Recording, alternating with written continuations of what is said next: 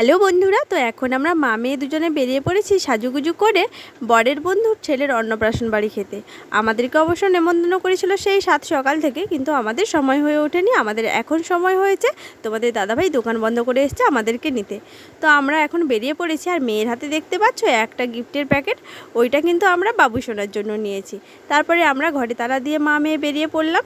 আর দেখো, তোমাদের দাদাভাইও কিন্তু গাড়ি চালানো শুরু করে দিয়েছে। আর পুরো রাস্তাটা দেখেছো কি সুন্দর, সরু রাস্তার দুদিকে কি সুন্দর গাছপালা লাগানো আছে। দেখতে দেখতে আমরা কিন্তু এসেও পৌঁছে গেলাম। আর গিয়ে সোজা একদম ভগবান কৃষ্ণকে দর্শন করে প্রণাম সেরে নিলাম। তারপরে যার জন্য আমরা এখানে এসেছি তাকে দেখবো না, তো তার কাছে গিয়ে দেখি তিনি এখন পড়ে পড়ে ঘুমোচ্ছে। তারপরে আমরা খাওয়া দাওয়ার ওখানে গিয়ে খাওয়া দাওয়া শেষ করে যখন আসলাম, দেখলাম উঠে পড়েছে। তারপর কোলে নিয়ে বাবুরে সোনারে করে আদর করে তাকে রেখে দিয়ে একদম সোজা মেয়েকে নিয়ে বেরিয়ে পড়লাম বাড়ির উদ্দেশ্যে। চলো বন্ধুরা, আমরা এখন বাড়ি যাই। আর আমরা যতক্ষণ বাড়ি যেতে থাকি তোমরা